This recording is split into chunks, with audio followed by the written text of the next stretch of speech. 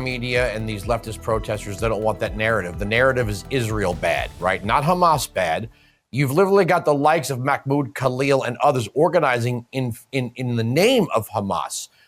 You can hear academics who will say it's a social progressive organization. And I've said this a bazillion times, but I'll say it again. If you had 2 sheets of paper without the names of Gaza and let's say Israel or Tel Aviv, and said, here's what life is like under Gaza. No free speech, no women's rights, no religious rights. We'll have a dictatorial regime that will control your life from the day you were born to the day you die. And if you oppose them, they will kill you.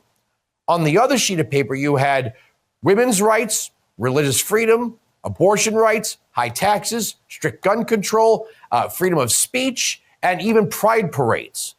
If you were to ask any leftist in this country, which side of that equation would you want to live on? They would obviously say the latter, not the former, but the latter's Israel and the former's Gaza. Yeah, there's a total disconnect with the radical left. I mean, I've been to these protests at George Washington University, at Georgetown University here in Washington, D.C., and individuals chanting from the river to the sea, Palestine will be free.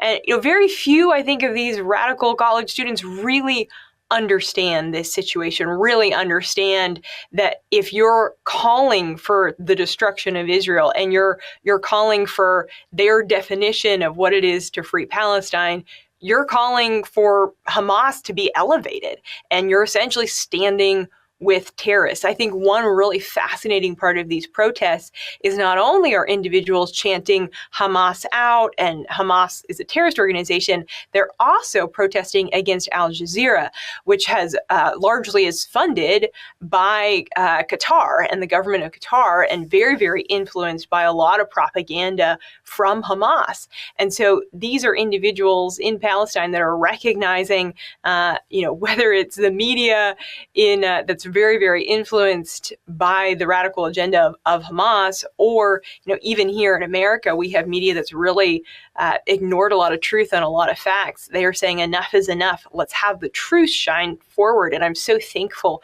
for the journalists on the ground in Gaza who are willing to share the truth, who are willing to share these videos. And I think this is going to be a major wake-up call, actually, to a lot of those college students who have been protesting for months and shouting those chants. They're going to maybe, hopefully, begin to question, wait a second, what have I been chanting for on my college campus? And what is actually the best outcome here for the citizens of Palestine? And at the end of the day, that remains the total dismantling of Hamas. For full shows, live and on demand, it's Salem News Channel.